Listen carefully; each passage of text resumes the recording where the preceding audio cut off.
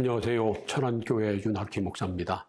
오늘도 성결 가족 여러분들에게 좋으신 하나님의 은혜와 평강이 넘치시기를 축복합니다.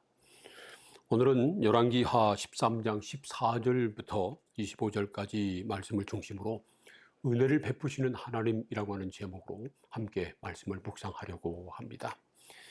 자녀가 악한 길로 가고 있는데 그것을 그냥 보고 있을 부모는 없습니다. 징계를 해서라도 자녀들이 악한 일에서 돌이켜서 선한 길로 가기를 원하는 것이 부모입니다. 그런 것처럼 하나님께서는 하나님의 자녀들이 악한 길에서 돌이켜 의로운 길로 가기를 원하십니다. 북이스라엘의 왕 요아스는 그의 아버지 여호아스처럼 이스라엘로 하여금 여로보암의 길을 걸어가게 했습니다.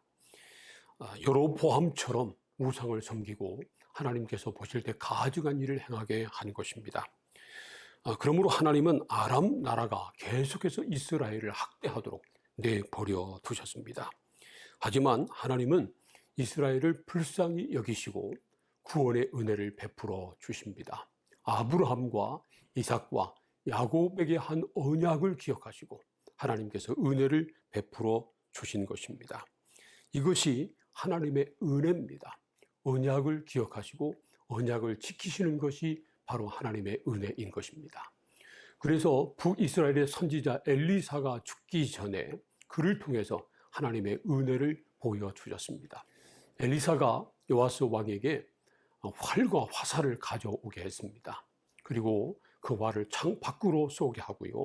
그리고 화살을 가지고 땅을 두드리게 했습니다. 그 화살은 여호와의 구원의 화살을 상징하는 것이었습니다. 하나님께서 이스라엘을 아람의 손에서 건져 주실 것을 보여주신 것입니다. 그것은 하나님의 은혜였습니다. 이스라엘은 여전히 죄악 가운데 있었지만 하나님은 언약을 기억하시고 은혜를 베풀어 주신 것입니다. 우리가 오늘 받은 구원도 역시 마찬가지입니다. 우리의 행위 때문에 구원받은 것 아니고요. 우리는 여전히 죄 가운데 있지만 오직 그리스도의 십자가 언약으로 말미암아 우리를 구원해 주신 것입니다. 예수님의 십자가 피로 우리를 죄사해 주시고 그리고 우리를 의롭다 하심을 얻은 하나님의 자녀가 되게 하신 것입니다. 이 모든 것은 하나님의 은혜입니다. 우리는 오직 하나님의 은혜로 삽니다. 그러므로 우리도 십자가 은혜 안에서 살아야 합니다. 십자가를 붙들고 십자가 언약을 믿고 십자가 언약 안에 머물러 살아야 합니다.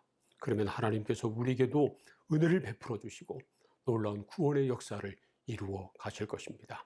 사랑하는 성결 가족 여러분, 우리는 여전히 죄악 가운데 있지만 그러나 하나님의 은혜를 기억하고 십자가 은혜 안에 머물며 언약을 붙들고 오늘 하루도 믿음으로 승리할 수 있기를 주님의 이름으로 축복합니다.